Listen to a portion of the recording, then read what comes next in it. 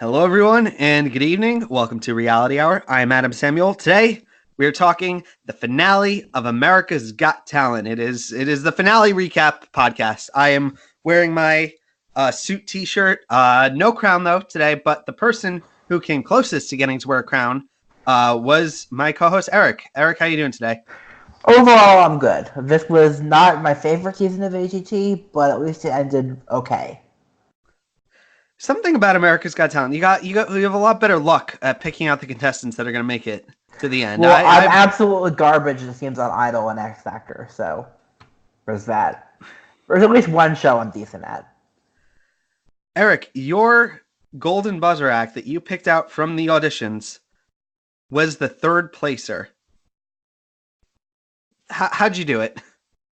Honestly, the thing is, I thought it was crazy when I first said to use my golden buzzer, and then I keep running into people when I ask them, "Hey, who did you like on my show?" A lot of times they say him.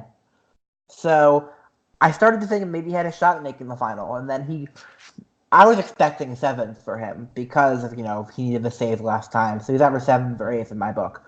I mean, not in my book, but like in what I was expecting. And then he gets third, which is awesome. I'm really happy. Well, I think we should first and foremost, as cool as that is, I think we shouldn't bury the lead here. We have a winner of America's Got Talent. What season? This is 14, right? Yes. We have Cody Lee, the season winner. Eric, what are your first thoughts on this result? I'm happy for him. That's my first thought. I was not the biggest Cody Lee fan of them all, but I am happy for him. He seemed happy that he won. I'm happy for him. Hope he does well. I'm still not happy with the show overall and how they handled everything, but I will say this week was a marked improvement over prior weeks. It was better than I expected it to be, so I'll give it that.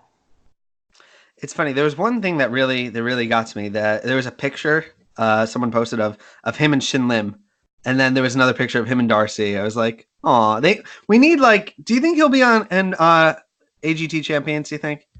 I'm pretty sure it's in his contract for winning. I'd be shocked if he wasn't on AGT Champions. Well, we saw Cody perform twice during this finale. His performance and then his duet with Leona Lewis. But one thing that kind of I just noticed, I don't know if you kind of did, was in the earlier performances that he gave, he always had his mom kind of. I was going to touch on that. All right, so you go ahead and talk about it. Let me touch on that because that pissed me off. So this whole time we've been setting it up like his mom always. Every time his performance starts, his mom's sitting there whispering something to him, and then she walks off stage because she has to be part of it. And then for the duet with Leona, she's nowhere to be found until after her performance, which is how it should be. I'm so confused. I'm like, so clearly he doesn't need her there. So clearly they just put her there. But then how are they going to tell people like the story? Then that's what pissed me off about it. That was my biggest anger.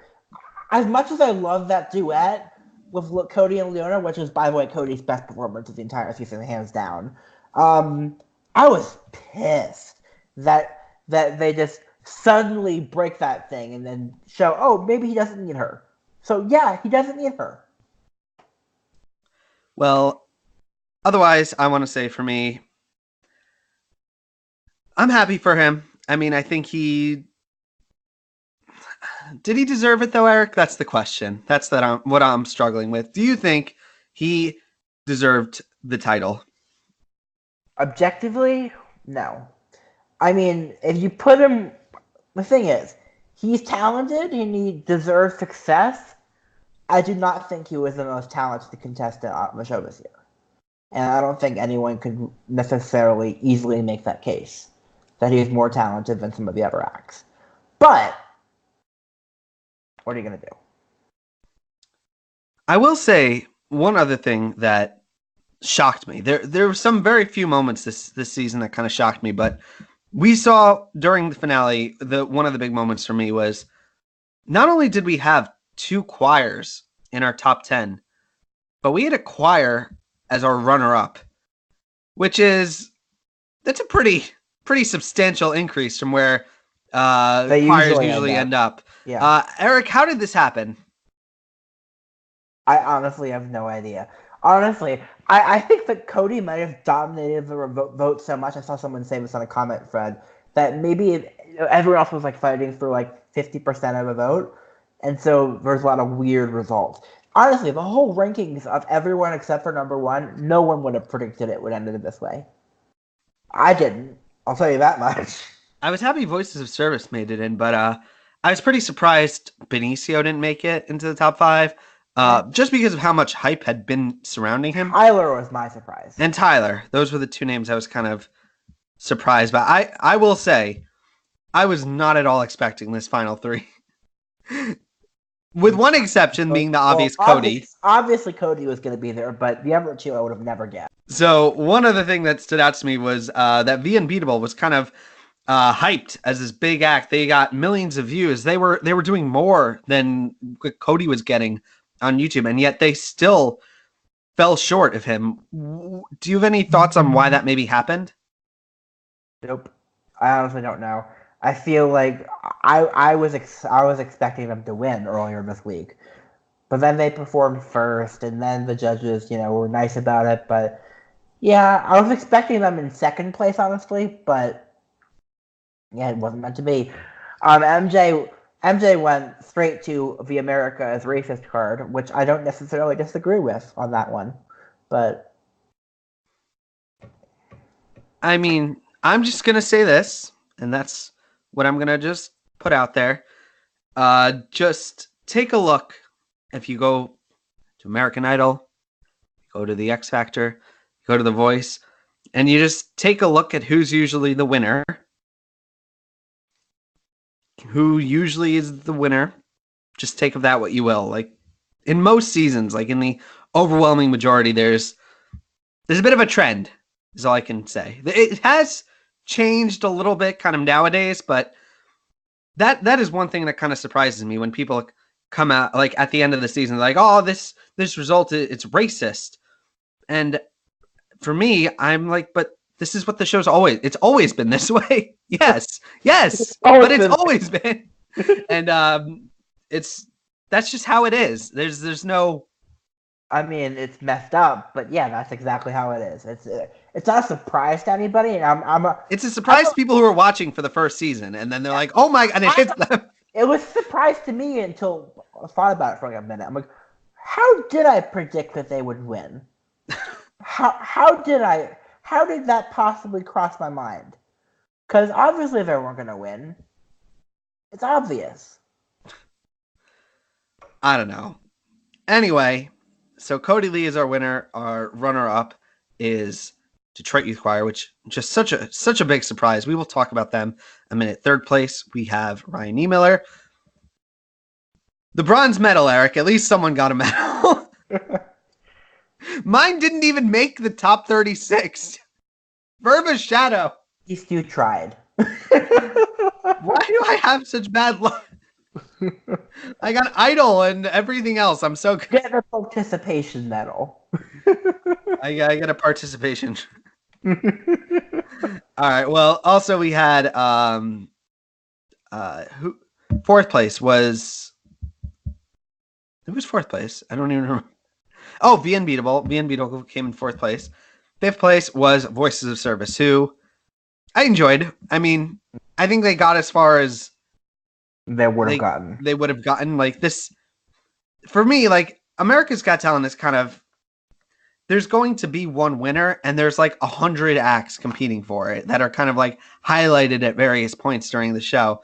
And just to make it to top 5, like it's an achievement. It is a big achievement, but one thing that I was kind of just coming away with from this show is there's always one winner, and there's always 100 losers. And then the next season we get an act like Light Balance Kids, and it's like, oh, we're going to right the wrongs of the previous act, and then they still don't come through. Like, it's just there's one winner, and it kind of builds this arc for the next couple of seasons of, oh, now it's our turn, and they never do it. Yep. Anyway.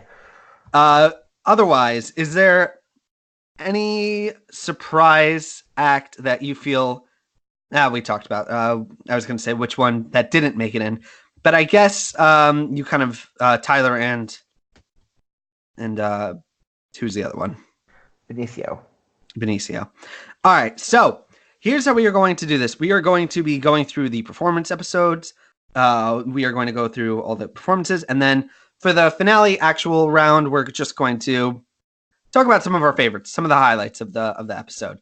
And so let's get right into it. So starting off the show is The Unbeatable in the Death Spot. Kind of surprising for me, Eric.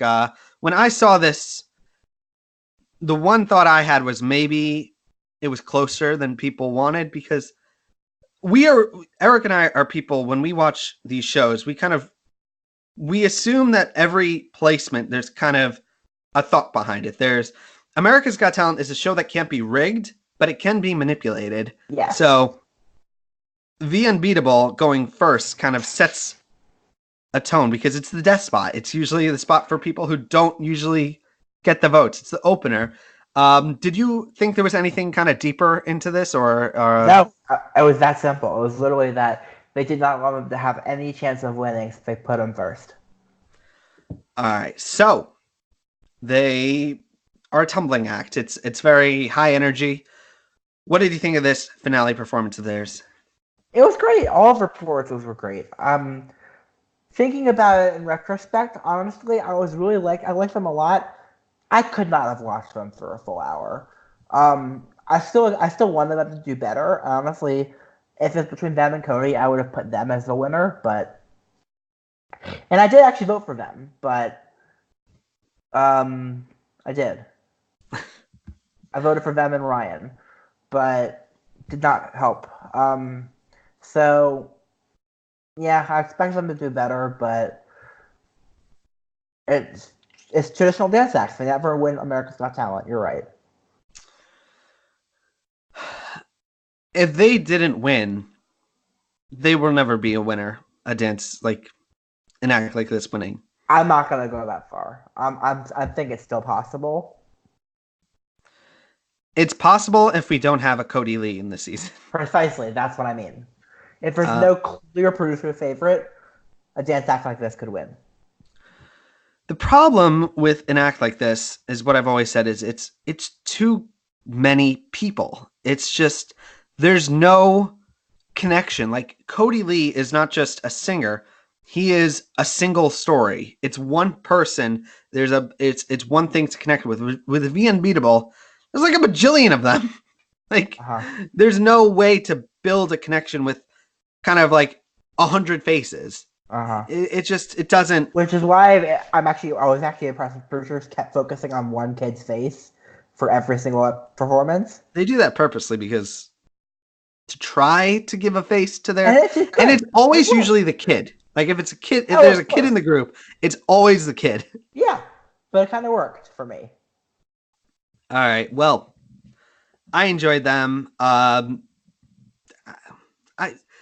I'm not wowed by acts like this, honestly, which is terrible. It's not so much because, like, if I was to see this in person, I would probably be very impressed. But because I've seen so much America's Got Talent, and I've seen this act so many times over and over, it just isn't the same for me. Like, I'm like, I've seen it before. It just doesn't impress me. Like with music, with a singer, it's a different song. But with this, it's kind of the same thing. And yeah, which is another big problem with the show, that The Unbeatable performed, I think they were on last week, right? Yeah.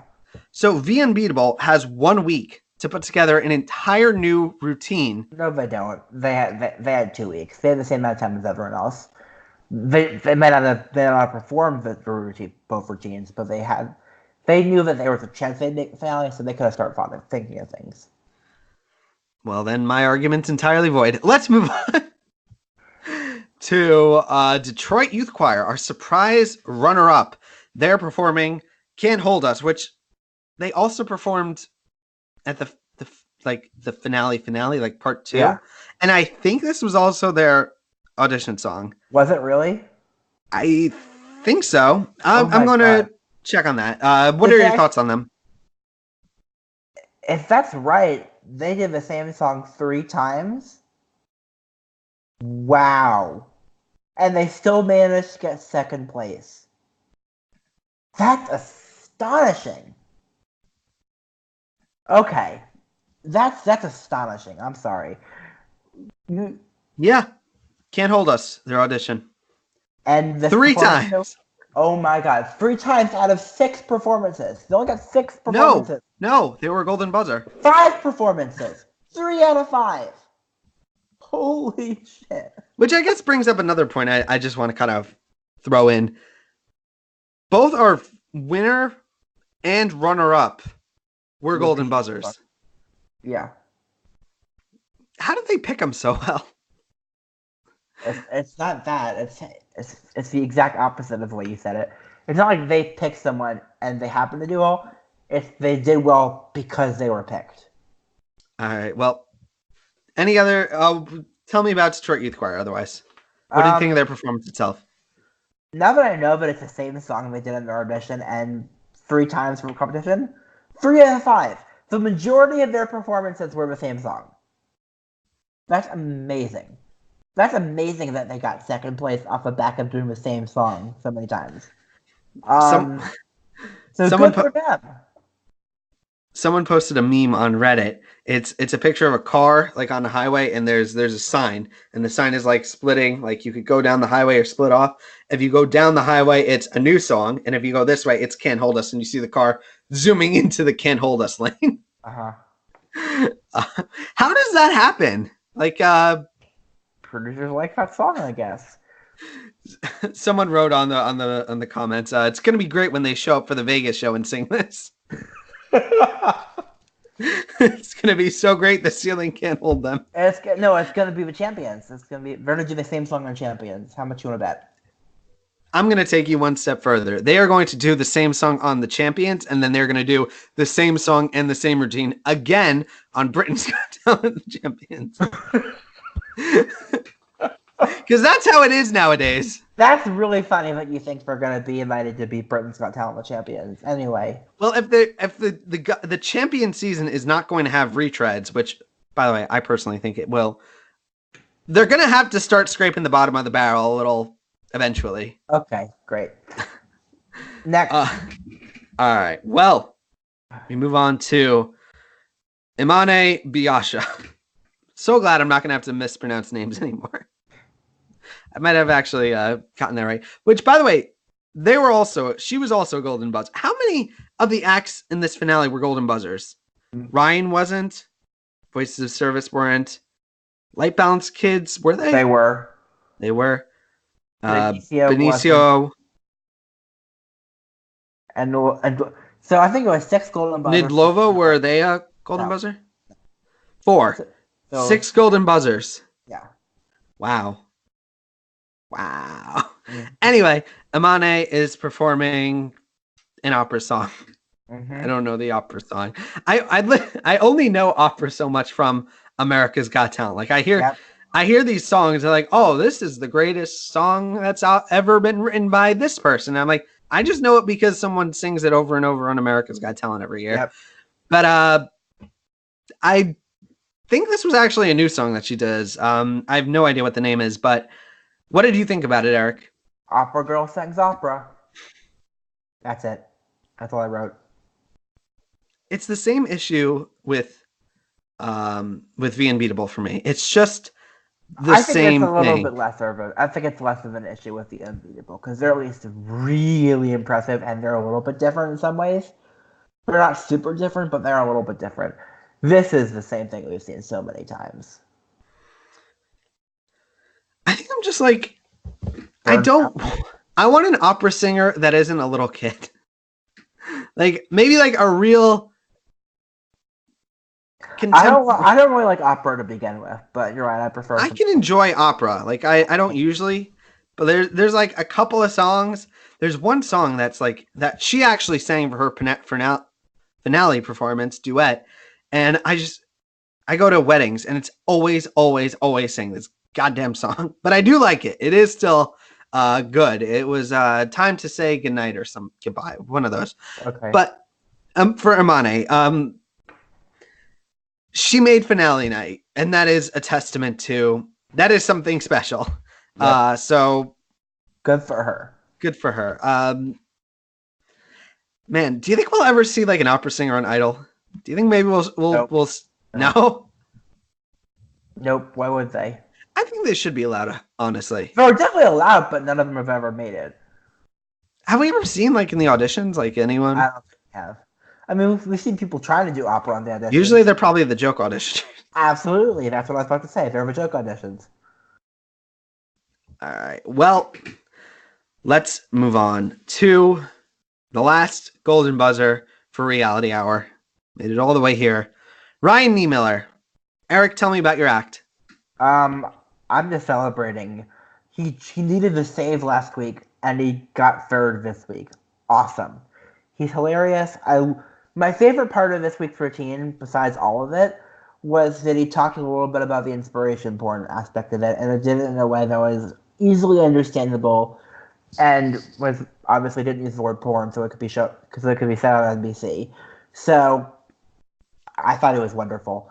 I loved his routine, loved his jokes. Can't wait to see him on tour. It's funny. I've actually, until yesterday, I had never been to a comedy club before. I got my comedy from YouTube videos and watching America's Got Talent pretty much. But Ryan, he didn't get me all the way to laugh, but he got me to chuckle a couple of times. He got me I was kind of watching with a smile, like occasionally, like I get like a small chuckle, but that's more than my specific humor that I enjoy is it is tape face. It's the ridiculous kind of so dumb that it's kind of funny. That's kind of where I kind of enjoy my comedy. Ryan is he's a serious comic and he's good. So I'm just kind of saying that I'm just not the best person to kind of be critiquing it because it's just kind of not my thing. But Eric, you enjoyed it. I thought he was spectacular. Best comedian I've seen on the show. Stand-up comedian probably ever, I'd say. He's my favorite I've seen so far. Ever? On AGT, stand-up, yes. Does Piff the Magic Dragon count? Piff is not stand-up.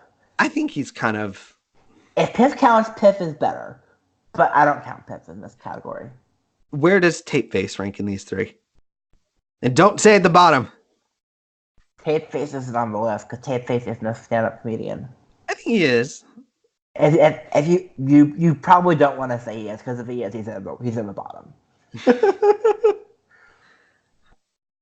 I told Eric this before we went live. I was at this comedy club yesterday during the finale, and they had a rule where you're not allowed to use phones. They were kind of very strict about it. So once the show ended, it was like 9:30 and they were just getting to the results.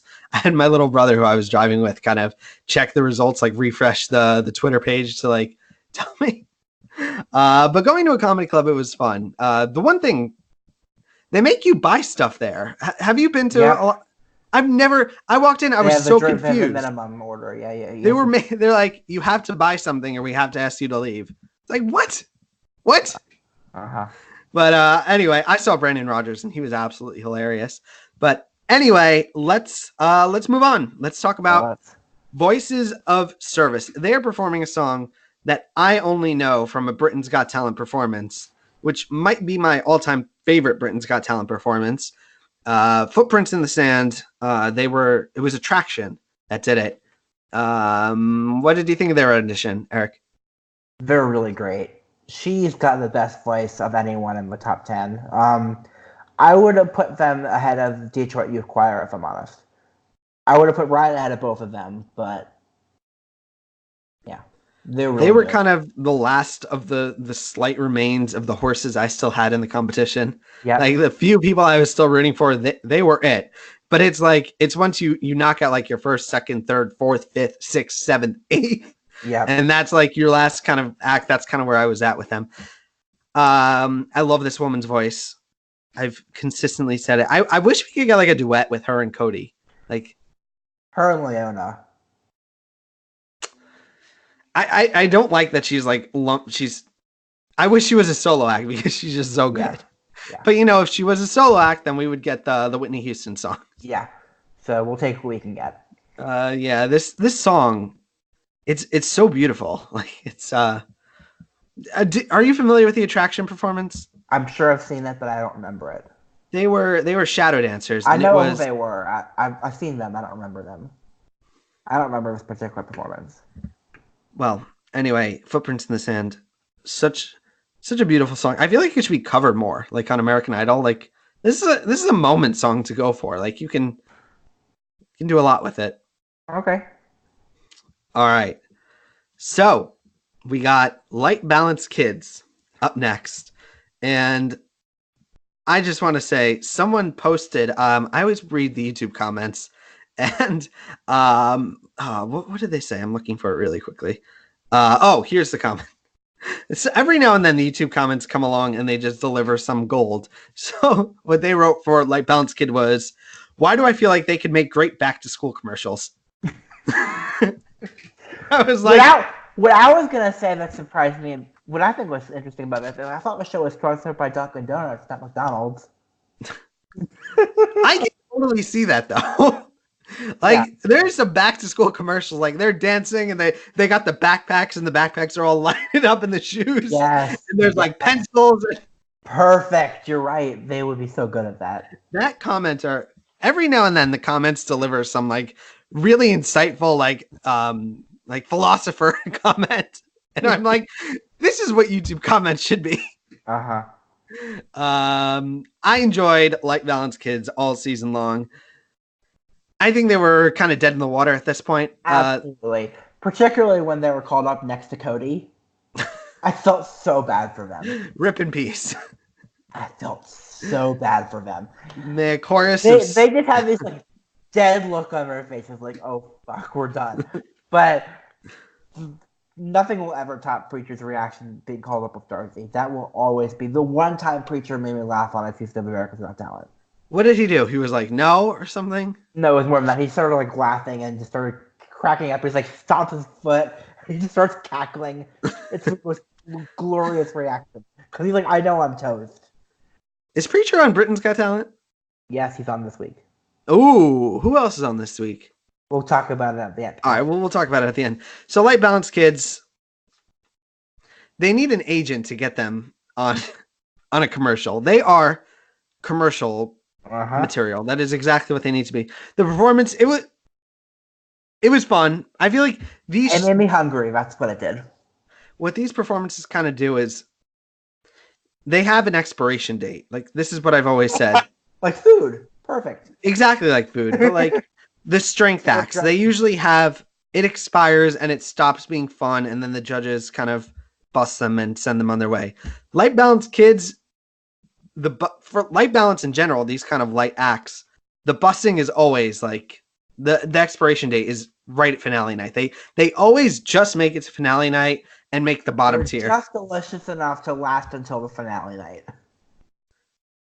It's magically the bottom 5. I was saying like it's magically delicious, but it's Yeah, no, that wasn't good. That wasn't good. Leaving it in, but it wasn't good. Just to make fun of me. Yes. Let's talk about Benicio Bryan. So Benicio did he do original songs his entire run? Yeah, except for first audition, I think. What did he do for? He did his first audition was his best performance of the season. It was a joke.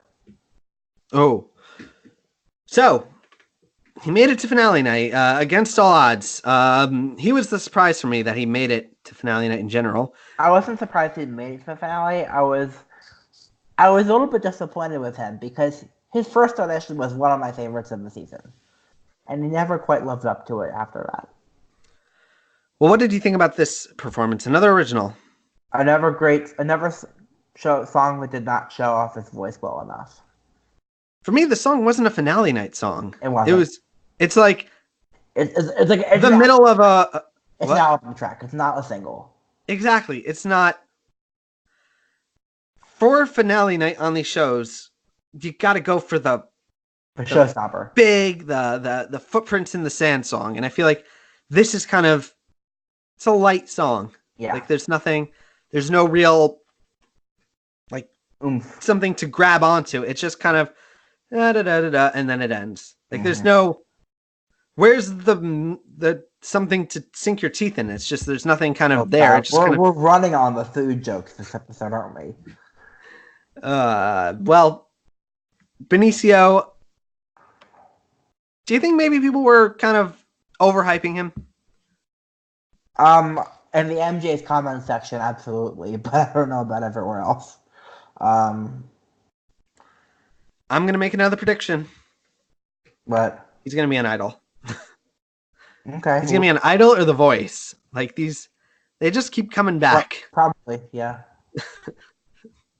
Like, yeah, we'll see him again on one of these shows. I'm gonna predict. Which do you think? The Voice or Idol? We're gonna see him again. I don't know. I'm not gonna predict. All right. Well, 3 more acts left. Tyler Butler Figueroa. He is performing Survivor by Destiny's Child, which very weird. I mean, I get the story that it goes with, but what a weird song to do for finale night. What did you think? The thing with him is that you put him next to Brian King Joseph, and you see the issue. For a 10-year-old, he's awesome. Taking age out of it and putting him with a more seasoned violinist like Brian, he's good. Having said that, I totally expected Tyler in the top 5. That's what I I had. was too. Yeah. I'm honestly a little bit floored that he didn't make it through because just I thought he was maybe I'd just been reading too much into the TMZ article. It was kind of Okay. really hyping him up. But he's a 10-year-old. Like Yeah. it's not fair to kind of like you said, Compare. Brian King Joseph. Like they're just it's another level. Like you're and It's it's not fair. his fault. It's not fair. He's It's not fair to Tyler to put him next to someone who's been doing it for a lot longer and has more experience and more practice. It's not fair to him. For a 10-year-old, he's awesome. And with more practice and more work, he'll get there. yeah. It's they just wanted to kind of hype him up as kind of this story and you know I would have wished for an experience like that if I was that talented at 10 to be on America's Got Talent. So at least he got something special out of it. Yep. Well, 2 more to go. Next up, our eventual winner of the season. It is Cody Lee, and he is performing. What song does he perform? I don't think he did. Is it "You Are the Reason"? No, he does "Lost Without You." Yeah. What did you think? Until it was finale night to end, this was the second best. This was the best performance of the season. Um, I touched on the intro of ET being better this week, which it was because Cody actually got to talk this time. Kudos. So I have to give credit to producers on making things a little bit less terrible for me this week. It wasn't great to watch, but it wasn't bad. Cody delivered his 2 best performances of the competition this week, so that's good for him. I mean, I haven't been the biggest like his.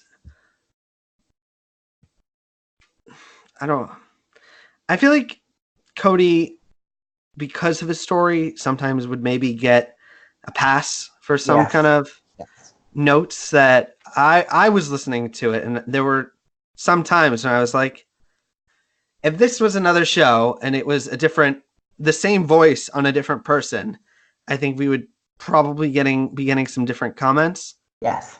And but that's just unfortunate Mm-hmm. because but he's good. That's what I can say.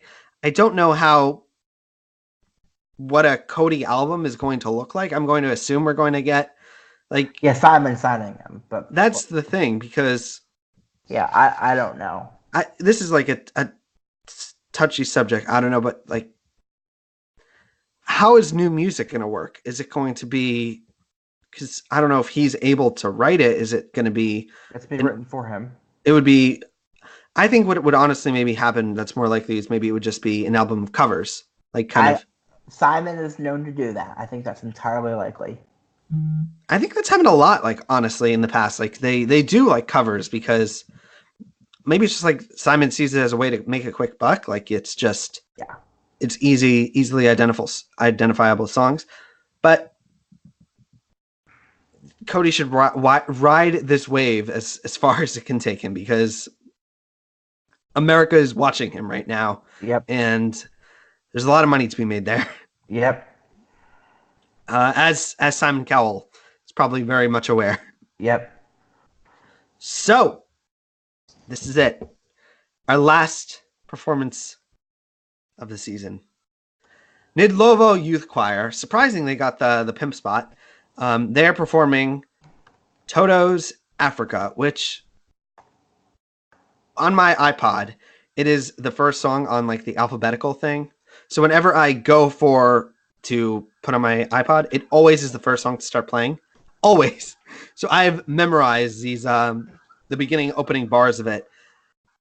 So they're performing it. They do a bit of a weird flip with it. At first it doesn't sound like it, but it kind of transitions into it. What did you think?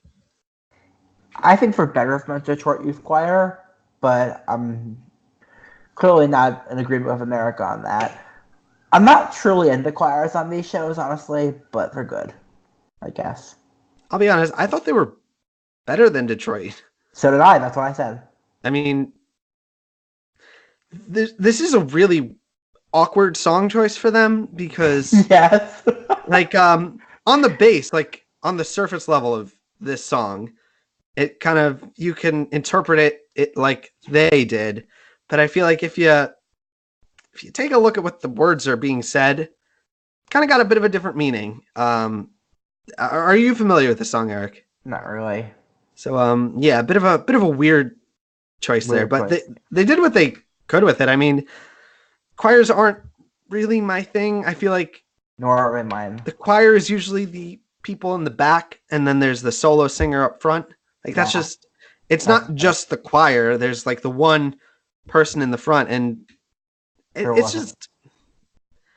just kind of not my thing. Yep. But that is our performance show. So let's get into the finale night. We are not going to talk about every single performance because, my God. But we are going to talk about some of the big moments. So for me, the first big moment was kind of that I do want to touch on was the opener was the two choirs and a special guest. So first up we had Nidlovo, I think, and they were performing Higher Love with Kygo, which, by the way, when did this start being a thing all of a sudden? Because Kygo does not sing in the song. He's just a guy in the background. Like, why on like the album and they introduce it as Whitney Houston and Kygo, why does he get credit? Like, when did that like become a thing? Because usually it's just the singer. It's how EDM works. I can't explain it to you, but that's how it works. It would be like if there was a Katy Perry song and Katy Perry, like, it's Katy Perry and the person who wrote the song, or like who's playing guitar. Like, yeah, what? It's a little weird, but whatever. Like, I don't know. It just stood out to me. I think this is a retread that they did also. Higher Love, I think they performed, and then of course we get Can't Hold Us. 2 nights in a row. I'm trying to think of like a joke for like ba-da-ba-ba-ba, na. Like the Simon Can't Hold. No. I'm so tired. It's just sweet that the show is over. There we go. All right. Well, Eric, what was your personal favorite moment of the finale? Ryan, obviously. Ryan, that skit was pretty good. It wasn't my favorite thing I've ever seen, but it was funny enough. It was kind of weird because it was a little weird. Usually they have them on stage, and this was like a pre-taped kind of. Yeah, but it worked. It was good enough. We've had like a lot of guest comedians. I think my personal favorite though was when we had Tom Cotter and we had Joan Rivers and they did a roast. Did you get to see that part? That was one of the few things that season I watched. It was on YouTube. which was just what a moment. How Yeah. the mighty have fallen. We went Joan Rivers to some wrestler. Guy. Yeah. I'm gonna predict though that was. I think I would rather an actual comedian to kind of do some shtick. Like I like when it's the two of them on stage. I mean, I thought this was good. I mean, because it's been one of Ryan's gimmicks. I mean, one of his jokes for a while. So I'm happy you guys to explore it more and stuff. all right, we got to talk about for me what I think is the best performance of the season, Which one was it? which was Cody Lee and Leona Lewis. You thought it Mostly, was the best of the season I have very low standards. for anybody. All right, best finale performance. Sure. Okay. All right, I mean, I loved it. Leona sang the hell out of that song because Leona can sing the hell out of anything. And Cody, she was on X Factor, right? Not X Factor UK 2006. and she won. Yep. Not even close. Well, she won out by a lot. I kind of just love this song. Yeah. Is it new? It's actually been out for like 2 years now. It's really good. Like it's really I love just a Callum. pretty song. Callum is so great. And Leona's great. And they're two of the nicest people that I've ever met are Leona and Callum. I've done a lot of meet and greets and for concerts and things. Were they in the same season? No. But I met them separately. So back when DC had like a radio station that played pop music without rap, which was a nice time. They had lots of like radio station events where they had meet and greets, and then lots of artists come. And so I met Leona Lewis and Callum Scott, and I'd say they're probably the two nicest artists that I've met. Just super nice, super genuine, and I'm so happy that the song is doing well for them and this was a great performance. Just plain and simple, it was a great performance. Did you have any other kind of big moments that you really particularly enjoyed from the finale? That was it. Ryan and Cody were the two moments of the finale for me. I mean, I did kind of enjoy Imane and the other guy who. A lot of these names, I had no idea who they were. Like honestly, I was happy to see Paula with Light Balance. That was good. Yeah. The song Imane did though, like that is sung at every single wedding, like always. I didn't go back and watch that. So many weddings do this song, and I once liked it, but I'm starting to, it's a little bit much. But anyway, so yeah, that's the finale. Cody Lee wins. We get the confetti, and yet again we do it. So we barely get 30 seconds of his reaction before the show's just over. Mm-hmm. Like, give us like a minute, 2 minutes, like just something. Yeah, it's NBC is the worst at this. I mean, I've come to a conclusion that it is the network. Idol did it too. No, Idol started better. No, Idol started doing it too recently. What? This past season with the results. No, they had like 4 minutes of the results. No, not the. I'm talking like in general. Like the results are always like. I don't care about that. I care about we're talking about the winning moment. Oh well, yeah. Then the Idol's winning better. moment, Idol is much better. It's still not as good as it was, but it's better. And AGT is the worst of them all. Besides The Voice. The Voice is worse, but... Why can't we have like, why do we need to hold it down to the last second? Like, what are we doing? What's going to happen? You think people are going to click off once we've heard the results? Like, they're watching, they're like, all right, who's going to win? Oh, they won. All right, change the channel. I don't think people really do that. I don't think anyone does that. The whole reason you're watching the results show is to see the winner and see their reaction. It's the payoff for the entire season. And they're rushing through it on all these shows, and it bugs me.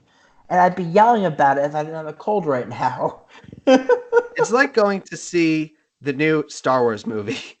Like, you don't really want to see it, but you've watched the first two movies and you've come this far. You're too far down the rabbit hole. Okay. Send your hate mail to Adam, please, not me. Eric, any final things you want to touch on from this episode? Not really. Decent season. I'd give the season overall a C, C plus, B minus, somewhere in that range. There are a couple acts I liked. Ryan I loved. He's probably the only act from the season that I'll actually pay to see after the show. But It's kind of middle of the road for me. I would give it a 6 out of 10. well, that's lower than I gave it. Okay. Anyway, Well, we will be back next week. We are not done talking about this season. We are going to have one final, as we tend to do on Reality Hour. We are going to have one kind of wrap up podcast where we are going to kind of talk about the season as a whole. We'll go over some of the highs, the lows, the Seth words, all those the highs, the lows, and the Seth words. We are going to that's next week's title. Because you better believe we will be talking about Seth Ward next week. I think we're going to see him again next year, honestly. Yeah, me too. Anyway. And he'll be a flamingo. Okay. Guys, we will be back next week. And then we are going to do, next week we are going to do our season recap. And then we are going to be talking, what show are we going to talk about next, Eric? We'll tell you next week because we're still deciding. I wonder if are we going to get to do, like we pick a golden buzzer for the Masked Singer? Because I want to have a reason to maybe get to wear a crown at the end. Go ahead. There's no real golden buzzer. I mean, you can predict which act's going to win, but you're not going to. Sure, we'll do that. That's what we'll do for the first episode. We'll each pick one of these weird thingamajigs, which I think is actually a name of one of the contestants. All right, guys. Anyway, Eric, thank you so much for joining me. Perfect attendance for this season, as always. Thanks again to you if you are watching. If you stuck with us this entire season and you've watched these podcasts and you've made it this far into this podcast, you're awesome. Yep. And that's all. So my name is Eric Ascher. You can find me on Twitter at Eric_Ascher, Eric Ascher01 on YouTube, ericascher.com. Well, I'm Adam Samuel. You can find me on Twitter at AdamSoapbox or on my two websites, AdamSoapbox.com and AdamCVblog.com. If you disagree with me, leave a comment. I want to hear. I like to talk to you guys. If you have any thoughts on the show, anything, we are always listening.